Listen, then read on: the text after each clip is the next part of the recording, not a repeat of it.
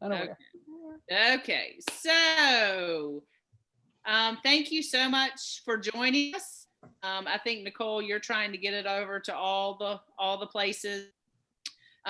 We are super grateful to y'all as always. First and foremost, for teaching during a global pandemic. I find myself having to remind leaders and lay people that on a regular basis. So every day that you show up for work is a win for education this year. Um, we as a board have talked probably ad nauseum about how hard this year has been for each of us. I was just saying to somebody today, this is my 20th year of teaching and by far the hardest year that I've had. And so, like, I give myself a pat on the back for every day that I show up to the school building, do some teaching. So I hope that you are doing that as well, that you are taking care of yourself. First and foremost, you know, we know when we take care of teachers, we automatically take care of children. Um, and just, you know, doing the best you can in a global pandemic. So, welcome. We're glad that you are here with us tonight and taking the time out of binge watching something to get your mind off of all the things. Um, and what we want to do is talk about our legislative agenda to make sure you understand sort of where we're coming from this year. And then we also want to talk about our action week. We're really trying to push state leadership and in particular Governor McMaster to prioritize teachers getting vaccines since he's so insistent on opening schools back up 5 days a week. We definitely need to make sure that there are safety measures in place. And one of the biggest ones, of course, is us having access to and getting the vaccine.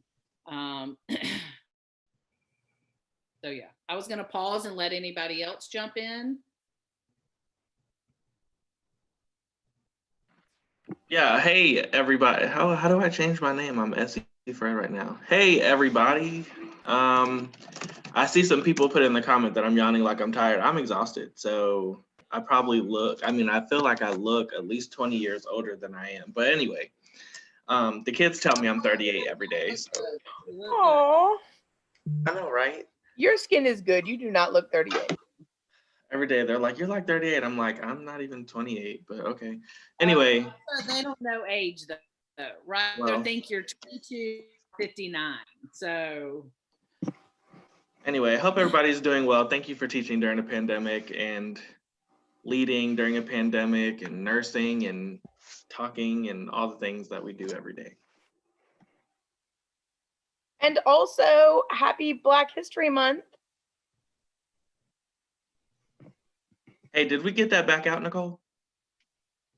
Not yet. Well, let's talk about that on Facebook Live. Well, happy Black History Month to everyone. And we do have some things that we're going to be pushing out this month. So, yeah. As Lisa said earlier, this week is our push for school staff vaccines. I think one of the points that I want to make is SC for Ed is for the entire teaching community. And we don't just view those of us who work in the classroom as quote unquote teachers as that teaching community. We think that all of our school staff members need and deserve the vaccination. So whether you are working in the front office or you are a media specialist or you are an assistant in a classroom, to us, you are a teacher. We could not do any of this without you. And so please, whatever capacity you're working in schools, please join us in this fight. Last Friday, Governor McMaster said that there were 37,000 doses that he was going to be making available to the general public. And when we responded to that, we had several people say, well, you don't know that it won't go to teachers. For us, the point is that he did not specify it going to school staff communities, right? It may very well be that some of those shots will end up in the arms of people that work in schools. But our point is that if Governor McMaster is asking us to return face to face for 5 days of instruction, which some of us fortunately have not yet had to do, then he really needs to show good faith in that measure and do everything possible to keep us safe. Currently, that's not happening in the state of South Carolina. Even when you look at things like the CDC's recommendations on the kinds of masks that we should have received, the masks that we received don't really qualify as PPE if you're following CDC recommendations. And so, it's really time for the teaching community to value itself, and to not think of that as being selfish. Being safe, being healthy, being well is not being selfish. One, your family needs you and your kid needs you, and the only way to be there for all of them is to make sure that you are there for yourself. So today, we have dropped all over our social media 5 kind of action steps that you can take this week. Today, we're asking everybody to either email or call Governor McMaster's office and explain why. Oh my gosh, Sonny really does look tired, man. You just let out a huge yawn. So for some reason, you're pinned on my screen. You're like, all I can see is your beautiful face. So I don't know what's happening. But so we're asking you all to either email or call. Keely made us a bit.ly in there. Lisa Ellis, I'm not sure where she got the hookup, but she found somebody that was willing to make us a template that you can just click the link and fill the pieces in, and it, the magic elves take it off to the governor's office. So look for those things on social media. Tomorrow, we're asking you to contact your state senator or your state representative and have them advocate to the governor on our behalf. We have been told by reliable sources that he may actually listen to the legislature.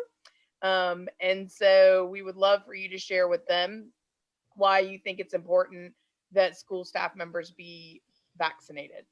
On Wednesday, we're asking you to join us in some Red for Ed, post a selfie, but along with that selfie, post an explanation of why you need a vaccine. In my own life, I live with another teacher who is a type 1 diabetic. So he falls in that high risk category. And that is one of the reasons that I'm pushing so hard for vaccines. I have 3 little girls at home. I need him to be around to walk every single one of them down, the aisle of their choice. And so I need him to get that vaccine as soon as possible. Thursday, Keely, I feel like you need to explain Thursday because this is the smartest idea I've ever heard. I don't know if it's smart, but my brain works in mysterious ways. And we were trying to find a way to cheaply and easily represent symbolically sort of what the vaccine is. I mean, we can't mail hypodermic needles for lots of reasons. Also not cheap or easy. So, when people who are getting the vaccine are, the selfie is your Band-Aid, right? Like that's how you show that you got it. So, and also please don't feel bad if you're not rich enough to afford name brand Band-Aids. Adhesive bandages are just great. They're great. The ones I buy, they're not name brand Band-Aids. But just to help, I think sometimes visualization is key, right? People really need to see there are a lot of people because hopefully they get a lot of adhesive bandages. I also just want to clarify really quickly because I've seen this twice places in social media and someone asked me about it in person. When we're saying the vaccination, like we mean the whole shebang, right? The vaccine is 2 doses and the number of days you need to wait to be fully vaccinated. That is what we're not talking about, like give a bunch of people half of it and like hope for the best. That's, to me, that's not a vaccination. That's half of a process. So, you know, it's not social media friendly to write all of that out. But when we're talking about the vaccination, we are talking about the entire, what has been studied and tested to be, you know, the right amount and time and all of that stuff. So tell them about Friday, Nicole. Yeah, and then you're wrapping up the week by emailing your school board members, your superintendent, all of the leadership in your district that you think could potentially advocate on our behalfs, and asking them to do so. It would be wonderful for us to be able to assume that all these entities are already doing that, but we feel like maybe it would be helpful for them to get our personal stories and better understand why it's so critically important to all of us. So those are your 5 days. Please, please join us. We deserve this. Corey just put in the chat to make sure it's not a used Band-Aid that you send. That's a very good point. Let's make sure we don't send bandages. Corey, Right. mine is now going to be used.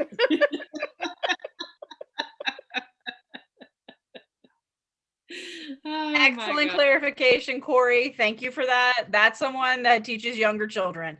Did not even cross my mind, but that is the specificity with which you need to give directions. You are correct. Clean, unused adhesive bandage, please. I would also add in, Nicole and Keely did a great job of explaining it, but I would also add in, there's a great graphic to go with it, and I would put it out on your own social media. One of the things that we as SC for Ed have talked about for 2, almost 3 years now is the value in sharing your stories and your experiences as teachers, because really, you know, in order for us to get schools back to where they need to be safely, it needs to take conversations from more than just teachers and school personnel and educators. You know, we know that parents want their students to go back to school. I want to see my students. I'm tired of looking at their avatars because it's not them and it's super frustrating.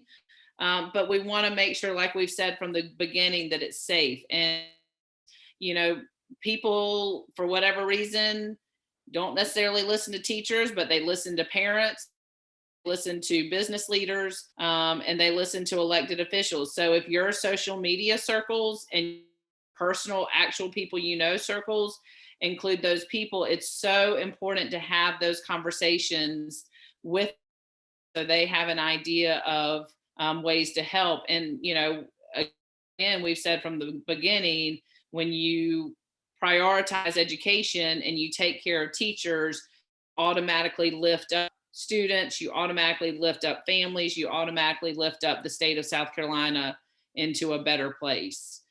So, you know, I hope that you will post our graphic, or post, you know, your mailing your letter or emailing or whatever, post that out on your own social media to spread that influence. We have any questions about that, or do we want to move on to legislation? No questions. However, Cindy Fisk did say to comment on pages of your representatives, senators, governor, and of course, Superintendent Spearman, and to tag them, make it as public as possible. And I could not agree more. At this point, we don't need to be hiding behind closed doors and private meetings. We need the community to see that we are, in fact, talking to our elected officials. We are asking them for things. And like always, they just kind of go, yeah, we'll do that for you. And then we never see anything. So the more public it is, the more people can see that our state really doesn't care about education. So I couldn't agree with that more. And then David Cosgrove said, for the 8,000 teachers preparing to retire or quit to go to another profession, someone needs to run for governor. And I second that. Oh my gosh, yes. David, one of them. Can he run? No, he's not quitting yet. Yeah, we absolutely Absolutely. Thank you, Dottie. And also, Nicole mentioned our social media, and Keely mentioned, but also all of this information about the Action Week and what you can do and links are on our website as well. That's sort of the one-stop shop for all things SC for Ed. And so again, that website is sc4ed.org. We also have a listserv. I sent out that listserv email last night. So if you want to get updates from us that come to your personal email inbox, not your school, your personal inbox, you can sign up for the listserv on our website as well. So that's where you can get all of the information we're talking about, as well as tons more. Dottie has done a great job of curating the website. She took that off my plate, which I am eternally grateful for that. She took that and the money off my plate, which is great. Dottie also just put the link to the website in the chat. So those of you who are watching, Dottie's always good for having receipts in the chat, and she just dropped the link. So there you go. Also, we did get a question from Christine Harding. She said, what are our superintendents and board members doing to advocate for teacher vaccines? And Christine, I will let the board answer this question after I give you my question or my answer, which may not be what you want to hear. But if you don't know what your board or superintendent is doing to push for vaccines, then that means one of two things. Either one, they're not doing anything, which is a problem, or two, you are not sure what your board is doing or your superintendent, which means that you need to start being more active in your own district, but it's probably the first, sadly. But I'll let other people answer. Well, that is one of the action steps, because we definitely want to push you to ask them to advocate.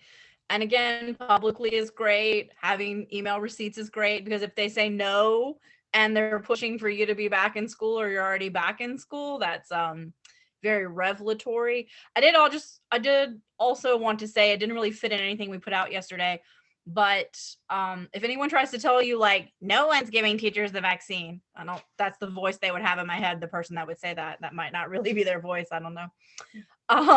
But that's not true. 23 states, Washington DC and Puerto Rico all have it's not open to all teachers in all those places, but all of those places are at least allowing some teachers to start getting the vaccine.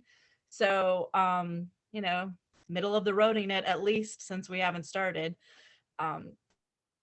Just information for you as you construct your personal narratives about why you need the vaccine. Yeah, I think just also, Keely, that's a great point to point out that other states are clearly taking care of their teachers a little bit better than South Carolina right now. But also back to the board question, what we have learned is that because school board members are elected officials, their weight carries greater with other elected officials. And so they definitely have a greater influence on the state. And so it really is important for us as teachers and school staff and all the things. If you are trying to make lives for children's lives better, we're talking about you.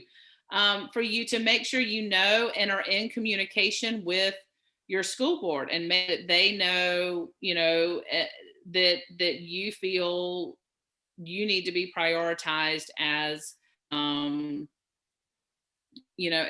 a teacher. And like everybody said, we already know that there are schools that are back in person 5 days a week. I really would like to hear from teachers in those schools how it's going, how successful, what their schools and school districts have done. It's saying my internet connection is unstable. Can y'all hear me? Mm-hmm. Okay. What they have done, because I think this is also an opportunity for all districts to learn from each other and say, hey, this is working for us. It may work for you, or this was a complete disaster for us, that sort of thing. But to Sonny's point, your school board members, they're making decisions that directly affect you in the classroom. So you need to be paying attention to what they're saying and what they're doing and how they're voting in board meetings, and holding them accountable, because again, they are elected as well. Check their Facebook, and if it's public, it's a treasure trove of information about who they are as a human, probably. That's true. For better or worse, right? For better or worse.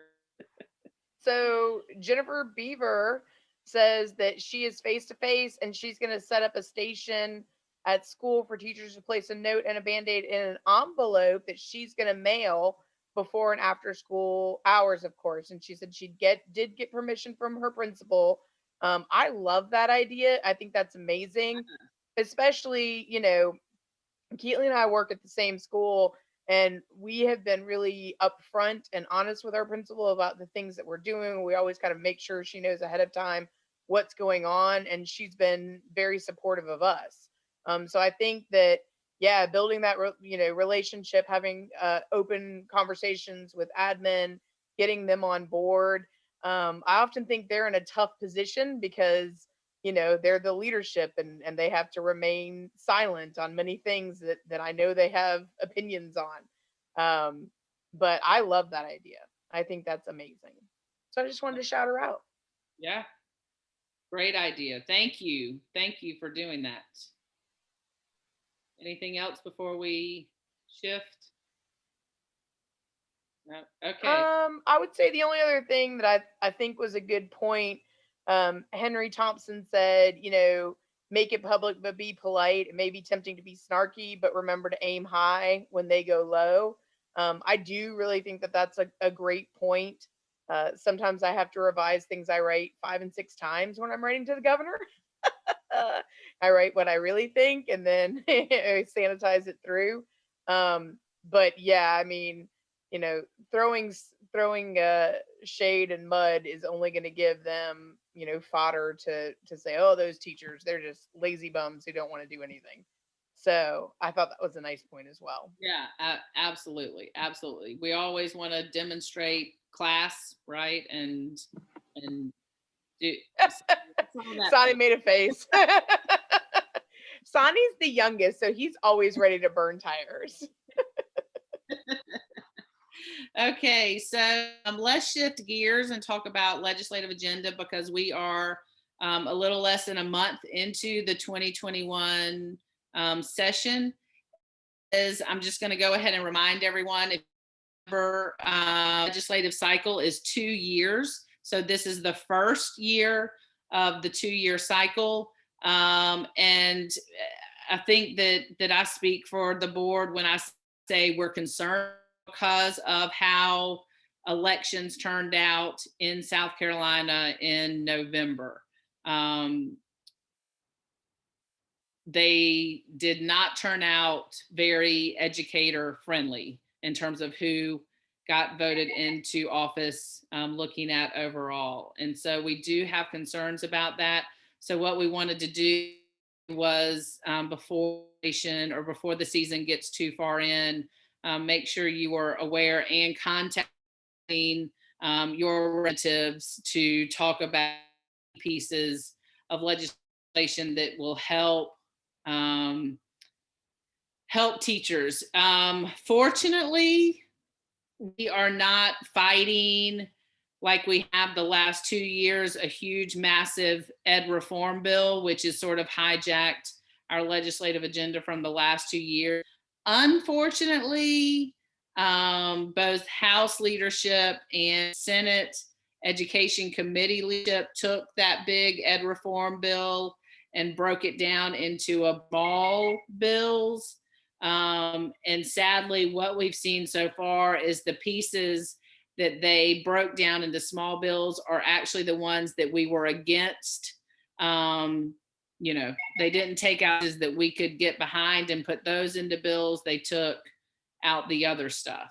And so, we're trying to keep our eye on that, but we feel like we're dealing with that in a different way. So one other piece of shenanigans that I want to put on your radar, just to give you a heads up of some of the tomfoolery, like my use of words here, tomfoolery that is coming out at this point. The Senate last week, S207, is that the right number? It was the bill about oh my gosh, COVID brain. The bill about not taking over school districts. What was it? Technical assistance for school districts. Was that what it was? As far as SC for Ed was concerned, it's not a bill that we were wildly concerned about, but what the Senate Education Committee did was they moved it directly out of subcommittee into full committee for voting. And what that did was that prevented public participation in the process. The only time that any bill gets public participation is a hearing while it is in the subcommittee. And the Senate Education Committee and Senate Education leadership bypassed that process. So no one was able to give comments, give support, give opposition to it, and just moved it right out into the full committee, and then, probably eventually heading to the floor. And again, while that bill was not one that we felt strongly about, it's potentially setting a precedent for future education bills. We think that if you are an elected official, you are the voice of the public, and that voice deserves to be heard. And the way that it's heard is through public participation. So that's something that we're a little bit concerned about, that they will continue to take bills that they know would potentially get public participation in terms of it being bad legislation, that they will move out without hearing public hearing. Yeah, and I just wanted to add there that, if that is something that, I do think Dottie put it in the chat. I do think it was 208. I don't think it was 207. I think it was 208. And like you said, it's not so much the bill that matters, it's the taking away of, part of what is supposed to be our constitutional rights in this state and in this country, to be able to speak on matters of public concern. And so if that is something that you are also concerned about when you write your legislator tomorrow, you may want to add a quick note to the bottom saying, we just hope that you will continue with the subcommittee process and continue to make sure that people have the right to public participation, or you can write a whole separate letter if you want to do that. We always advise that. But we think that one of the important things that SC for Ed has been able to do over the last few years, and that is not, to say Nicole, Lisa, Keely, Dottie, and Sani, but SC for Ed as a collective has kind of shown the legislature that we are watching and that we're paying attention. And that is something that they have not had to deal with for years. And so don't think that what you have to say is insignificant or too small. Those things matter. Not to say that your rep or your senator is going to personally read every one of those emails or letters, but they do have people in the office that are there to read them. They code them for the significant issues that come up repeatedly. And so if subcommittees comes up repeatedly, that is something that's going to get onto their desk is, hey, your constituents are concerned about this. Yeah. So just kind of a quick thought on that, because it really floored me when Lisa told us that it skipped. I've been watching the Senate for a long time. You don't see that very often. And knowing that they stripped that bill apart, and are sending it through in smaller pieces really kind of makes me feel like this is something that we're going to see again and again this session. Yeah. Also, if you do not know who your new elected officials are, some of them may have changed. Dottie did put in a link in the chat to find your legislator. She also put in a link to find bills if you're interested in finding bills. You can also do that on our website. Those links are there as well. But again, just Dottie dropping some receipts of greatness for you to help you advocate. Okay, so so let's talk about very quickly. We have 6 sort of categories. First and foremost is salary. Good news is the House passed, and I'm assuming, did it get the 3rd reading on the floor today? No, today's Monday. Good Lord. It got the 3rd reading on Friday, so it's through the House. Now Okay. it's over on the Senate side.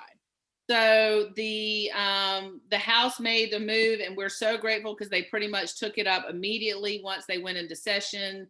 And I think probably because they were tired of hearing us complain about it. So thank you if you called and said unfreeze the salary steps, because that did pass through. It actually passed 118 to 0, so passed overwhelmingly, which was exciting.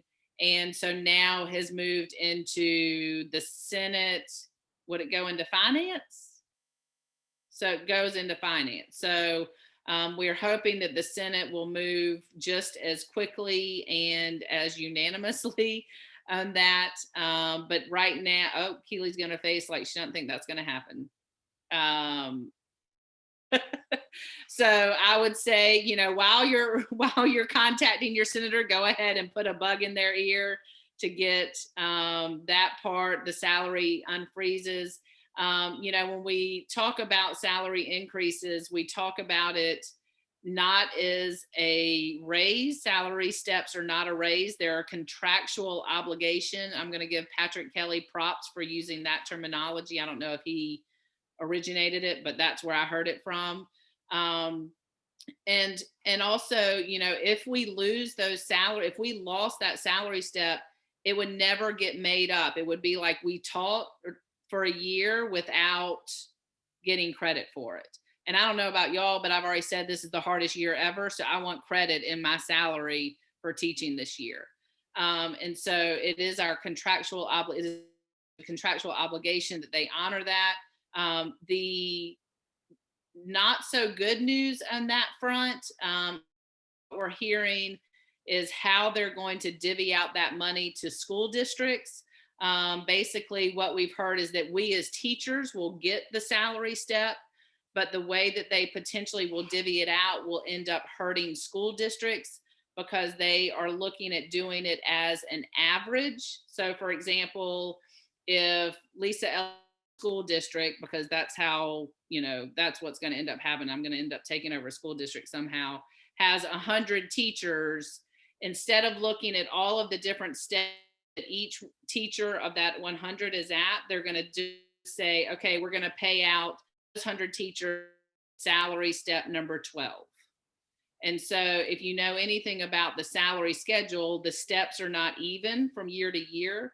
And so what that potentially will end up doing is hurting districts because they will have to make up that difference from local funds. And so that's something that has not been decided, but they're playing around with that idea. So we just want to maybe encourage them to do it accurately, correctly. I don't know how, but I mean, there's people that can figure that out. So that's sort of where we are with salary in terms of non-freezing.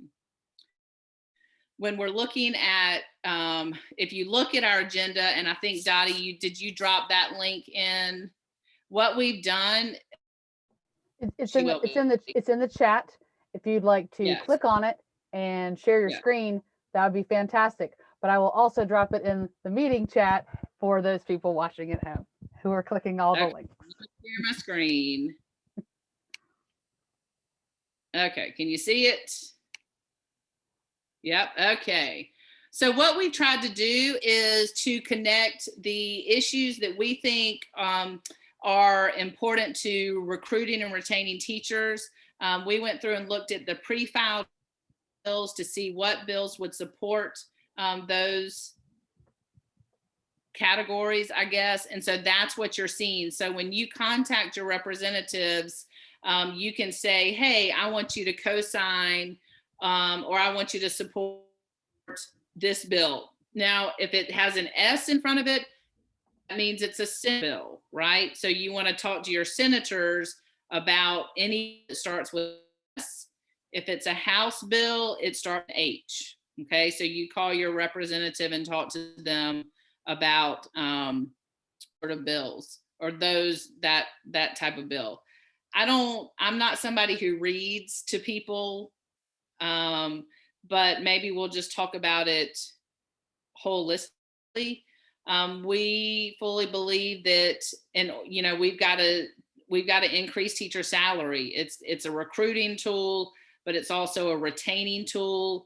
We talk about the fact that we're no longer competing with just other states or other districts. We're competing with private industry. And if you want to recruit, if you want the best people teaching your students, teaching your children, teaching your grandchildren, then you've got to be willing to pay them. And so, we always are going to put that at number one. But that is our first and foremost, is to really continue to work on increasing salary for teachers. And that includes the salary step schedule. Right now the state salary schedule only goes to year 23, but those of us who aren't the year of 90 or the rule of 90, which Sonny, I think, is the one that falls under that, we can't retire until year 28. And that really does end up hurting our veteran teachers. One of the things that, does anybody else want to, I don't know, do we want me to go through all of it and then talk about it, or talk about each one and y'all can jump in? How do you want to do it? I think we can talk about each one. There's a question, Lisa, and I don't know if you want to speak on this right now or not, but the educators who left in the middle of the year, and our understanding is that they probably would not. Right. What we have heard, and again, nothing is official. We're just trying to figure out, talk to who we can talk to. But what we have heard is that teachers who have already left decided to go ahead and quit mid-year, probably will not receive that prorated amount would be. Well, and the way I understood it was that because they're doing this average now, it wouldn't count anybody who wasn't in the numbers now. Who wasn't still, yeah. Right. Yeah, I think that's accurate from what little I know. Yeah, that sounds right. Yeah. I agree with Nicole that we should just talk about each one. I was just going to say, with the salary one, we've provided you little snippets. You definitely need to go read those and see, to what degree you agree with them. But there's one in there that's specific to COVID for hazard pay. There's national board in there. I mean, it's a bunch of different things related to pay that could benefit or impact you depending on where you teach. And the overtime one, there's also one, incentives for tier 3 and 4 schools to try and help them acquire and retain teachers. As we said, salary is such a, there's no way to talk about the teacher crisis without talking about the fact that teachers are underpaid and overworked. I mean, you cannot separate the two things. And I would also say, to piggyback off what Keely is saying, all of these bills that are on here are summarized.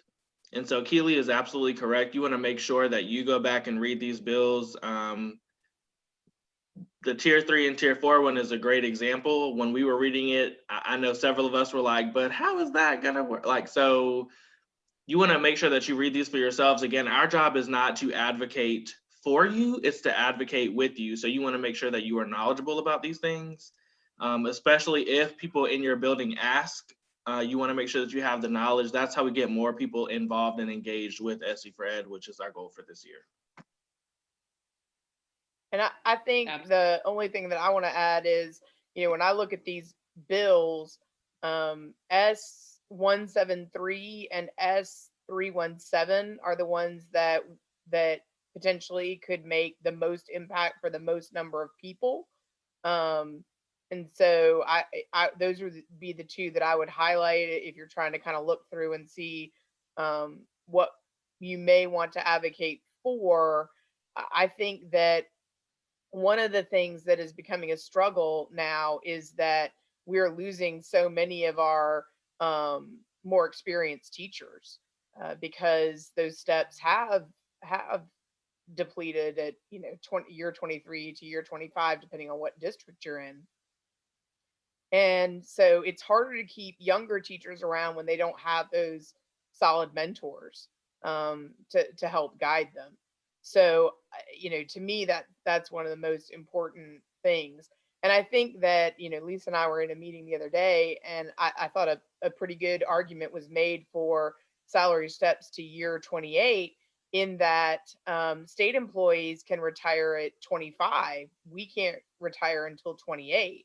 Well, we're using the state salary schedule, but only out of maybe laziness. I'm not really sure why they decided that we should be on that state schedule, but they did not match our retirement to those terms. And so it doesn't make sense that we wouldn't be extended when we're required to work those 3 extra years in order to retire. Yes. Yeah. Okay. Number 2, no retaliation against. This is something that we hear every day from all over the state. You know, we talk about how we get emails, direct messages, we get texts from teachers saying, can you post this anonymously? Because teachers are legit scared of being punished in some sort of format. And so, you know, we really feel that the no retaliation piece is big. There's a bill, S3118 or 318. There's also a bill that Representative Neil Collins is introducing. We don't have a bill number on that yet, to protect teachers from retaliation. And one of the things that we want to be clear about this is this isn't or will not set up a system where you can just say whatever you want. Meant for that. This bill is meant for protection of teachers who want to speak out in connection to their safety, the safety of their students that they teach, working conditions, those sort of things, who have been told that they shouldn't say anything in the past or have been punished because of that. Again, you know, as teachers, want to ensure that we are safe and able to effectively do our job, and we're sometimes put into situations, i.e. COVID, where that clearly has not been a thought from the powers that be. And so the no retaliation is really to give teachers a little bit of protection, able to advocate for themselves and their students for a positive learning experience. And so, you know, that, like we said, we hear from teachers all the time about being scared to speak up. And we feel like this might provide a little bit of protection or a safety net to allow them a little bit more confidence in doing that. Anybody have anything to add on that one? No. Okay. Yeah, I do. We love you all a lot. We really do. But also, we all are teaching full time. And so Lisa is absolutely correct. I mean, all of us SC for Ed gets tons of messages a day, but all of us as individual board members get a lot of messages, whether that's on Twitter, Facebook. Somehow people get our numbers and they text us our personal emails. I mean, it is nonstop with, hey, we're nervous about this, or I'm nervous about this. Can I get in trouble about this? Y'all, salary is super important, but number 2 really needs to be something that you fight for. The fact that we do so much for the future generation, we this year are literally putting lives on the line, and yet we're worried about telling our truth. It's a little disgusting. Number 2 really needs to be what we push for, because you should be allowed to say, like, hey, this is not working, and I have something to say about it because it's not benefiting the lives of my students. We should be able to say that without being moved to another grade level or being treated like crap or whatever the case may be. So seriously advocate for that bill.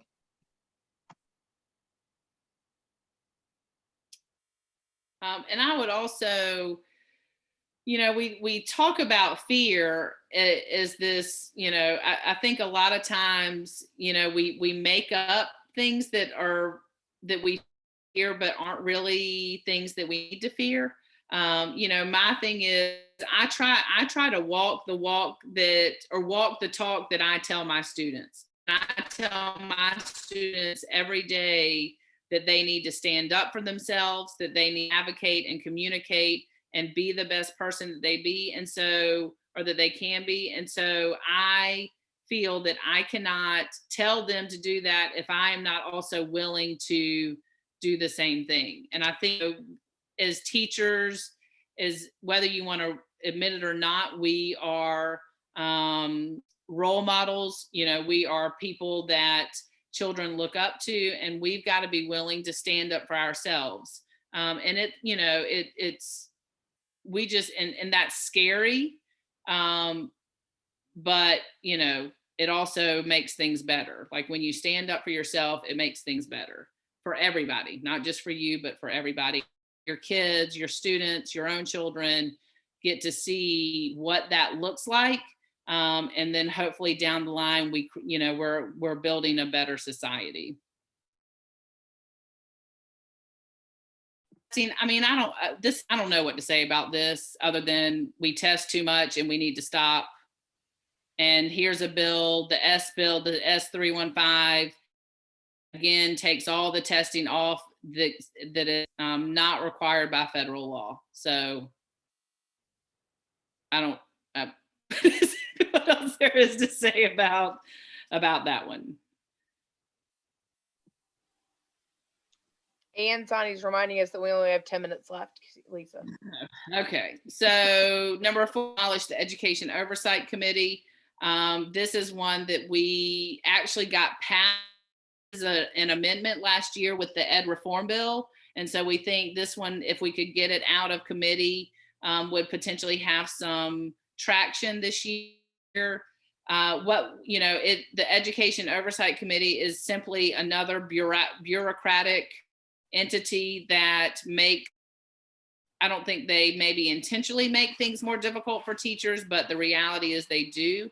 We feel like anything that the EOC does could easily be done already by the State Board of Education, who, you know, has more educators own it than the EOC. And so, you know, that's one, like I said, it did pass as an amendment last year. So, and it also, you know, costs a lot of money to run, which anytime you can move money back into the classroom, that's better. Limit class size. Again, that's one that's been on our agenda for 3 years now. We all know that when our class sizes are smaller, able to provide more individual attention, and it automatically creates a smaller workload. Teachers. Teacher contracts is a new one. We've talked for years about the fact that our one-page teacher contract is really beneficial for school district, not for teachers. And so these two bills sort of give a little bit more power to teachers in terms of you can terminate your contract.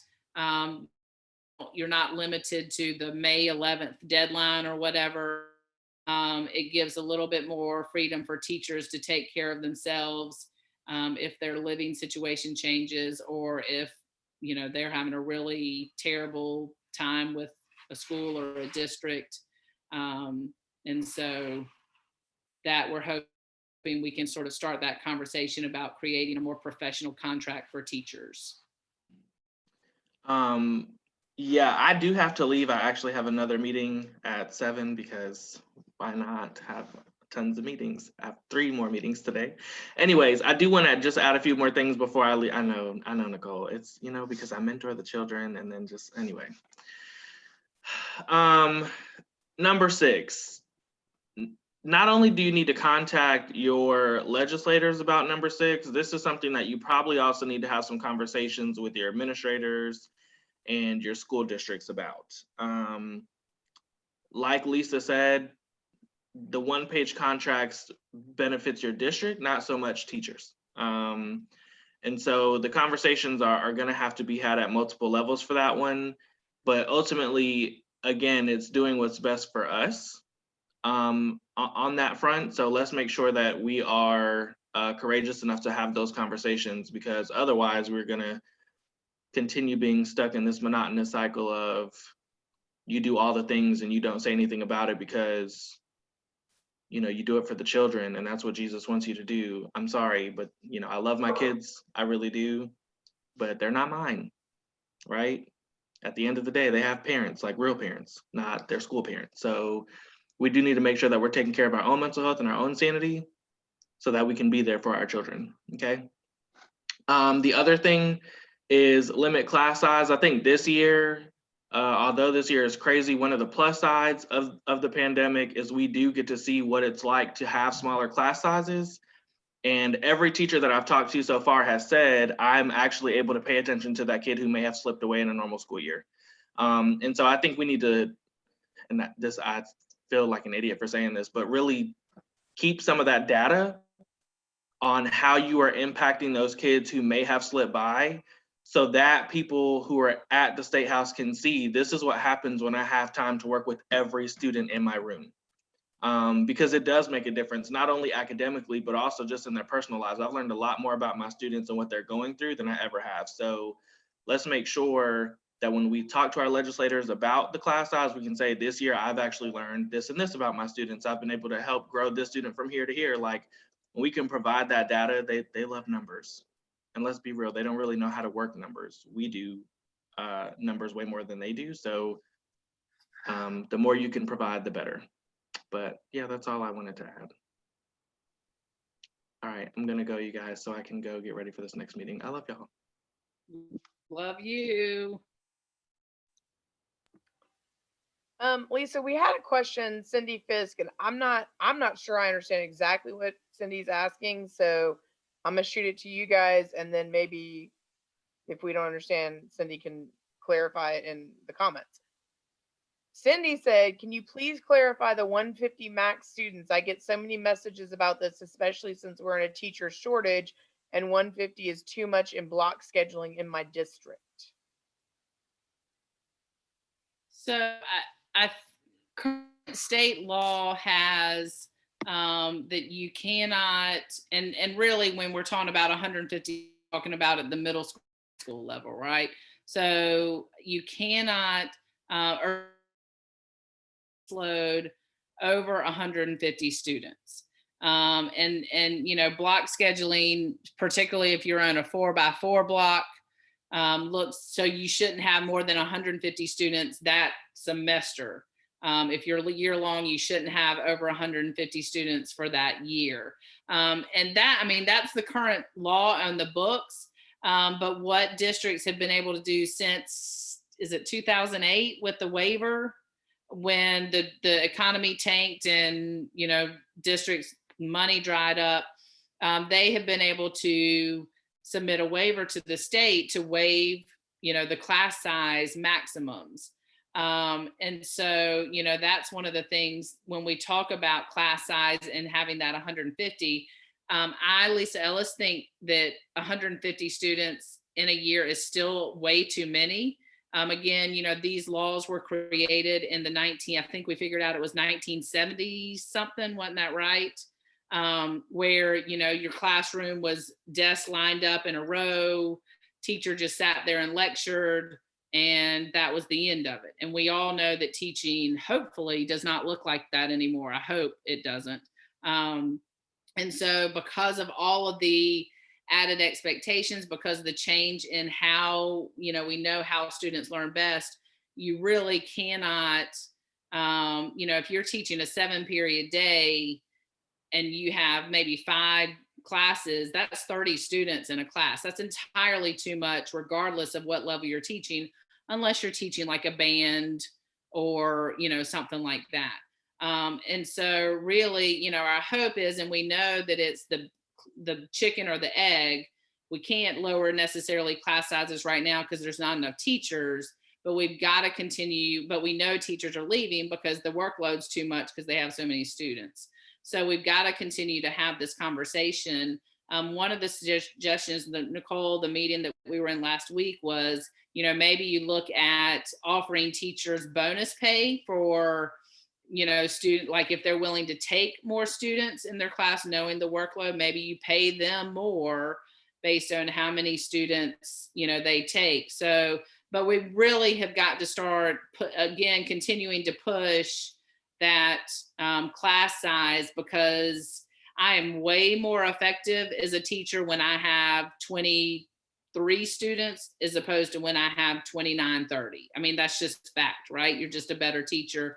You're able to meet the needs much easier. So I don't know, Nicole, if that answered the question, but. I think so. Yeah. I mean, Cindy's saying, in a 4 block with 150 kids, that's 37 kids per class. And that's just too many. And you're absolutely right. I mean, absolutely, in theory, we agree. But I think the problem is, as Lisa said earlier, because we're in a shortage, you're just seeing class sizes rise. Yeah. And so to me, that goes back to supporting that S173, trying to get salaries closer to the national average, because one of the things that we really need to work on is making teaching attractive to younger people. Somebody in the comments said, the younger people just won't put up with the crap that the older people will put up with, and that, amen, that's the truth. Absolutely. So until we make it attractive to those younger people, I mean, I'm at year 23 now. I'm pretty close to being done, and I will be done as soon as I can be done, and off doing something else. But we really need to work on those salaries so that the younger people are willing to come. And in doing so, we're going to be able to work on things like limiting class size and some other issues. But we got to have staff first. Yeah. I think also, though, yes, Nicole, 100%, 115% on that one. But I think also that's a conversation that you should be having in your school district, because, that's also a local choice that they're making. And yes, there is a teacher shortage and all that. But, there are I'm sure that there are people in your district office that are certified teachers that maybe have a job that could be set aside for a little while in order to get a teacher in the classroom. And I think that, particularly those districts that are applying for those waivers, if you start putting pressure on your district to say, hey, we need these class sizes smaller, they're going to then either A, do something about it, or B, start putting pressure on the state to provide more funding to make that happen. And so, while all of this is at the state level, these are definitely conversations that you need to be having in your district, in your school. Like if you're in a school that does retaliate against speaking out, start having those conversations, and just saying that this is not, and standing up for yourself. But, all of these, maybe not the EOC, maybe that one's not a district conversation. But, all of these other ones are about, because really, SC for Ed has been successful so far because we are grassroots, we are at the bottom, and we are working our way up in terms of that communication piece. And so we can't just depend on the state and the General Assembly and the governor to get us out of this mess, because part of the blame lies on the districts as well. And so we need to be having those conversations as well. We are at the 7:02 mark. Are there questions? Anything we need to address? I have one housekeeping item if there's not another question. Why don't you ask it while we're... Yeah, I don't see any other questions. Oh, well, it's not a question, it's a statement. As we mentioned earlier, we are all full-time teachers. We have our families and our jobs and our lives, and we love the Facebook community that we have helped create, and that we enjoy seeing what you are posting.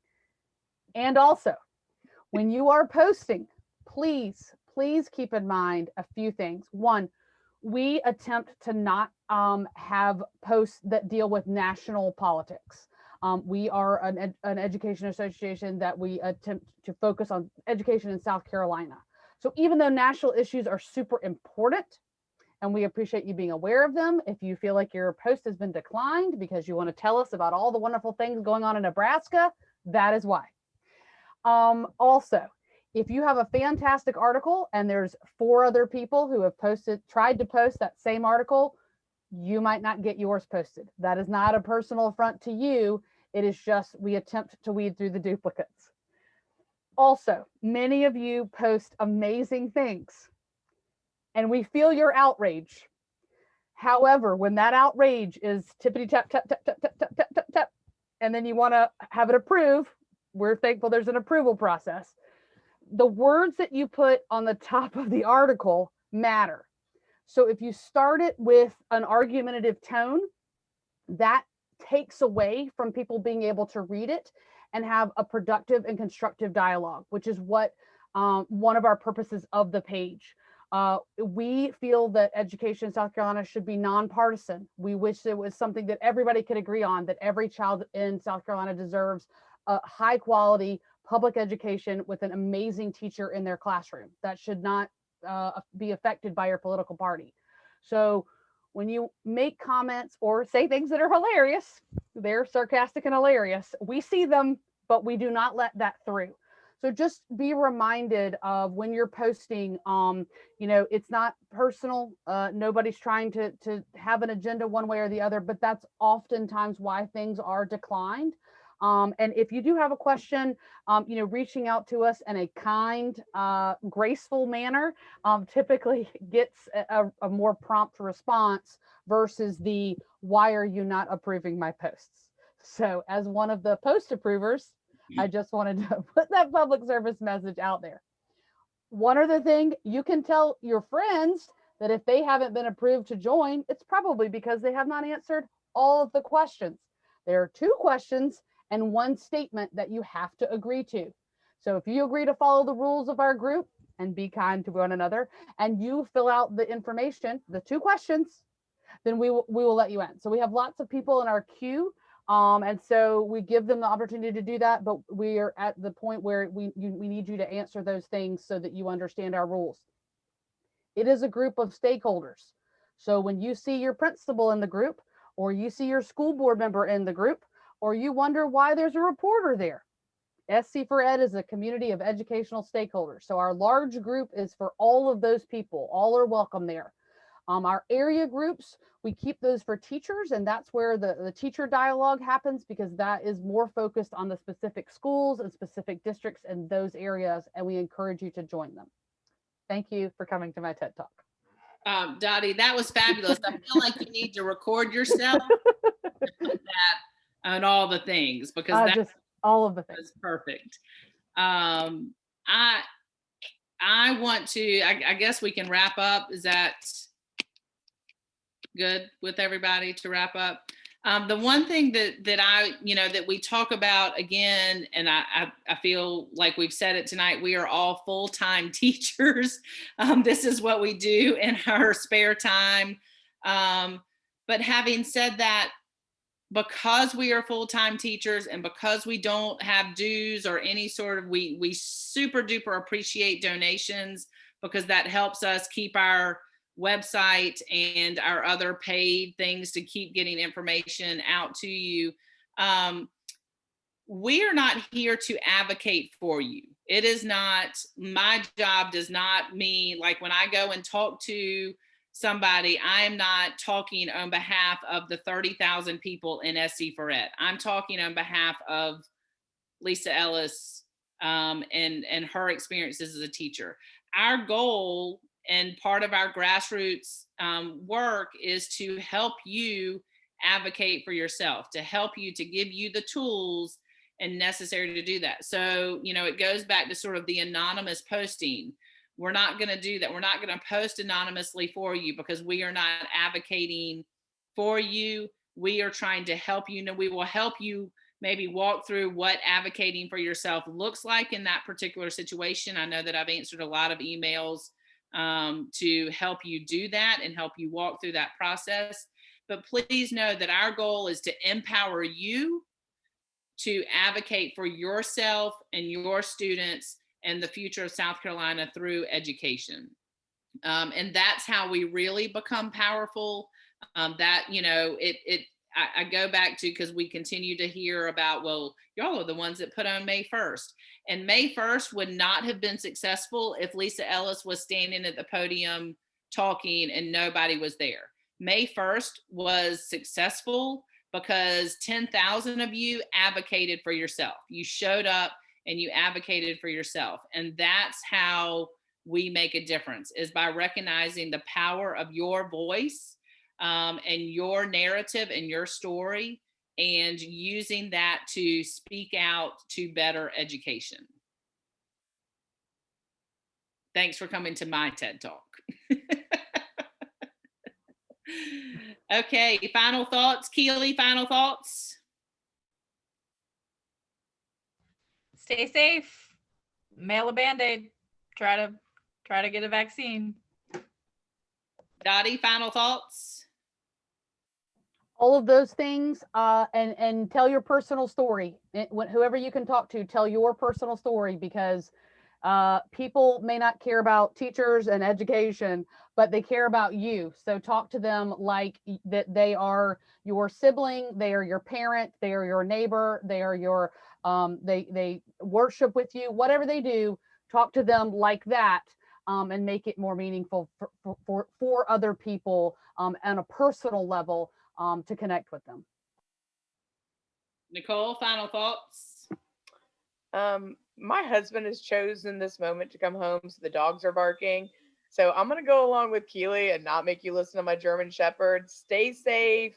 Please engage and participate. Okay, bye. Again, thank you all for your support of what we're trying to do. You know, when we think about education, we want to think about the fact of, and you know, when think about what kind of teacher do you want your children to have? What kind of teacher do you want your grandchildren to have? And here's an opportunity. SC for Ed is an opportunity to support that goal of placing an amazing teacher in every classroom. That is our number one goal, full stop, you know, and I hope that we work ourselves out of where we don't need SC for Ed anymore, because we have solved that problem. And, you know, my dog is looking at me like it's time to stop talking. She's ready to cuddle. So with that, we will sign off. Thank you so much for your continued support. Advocate for yourselves, tell your stories, stay safe. Have a great rest of the week. Until next time.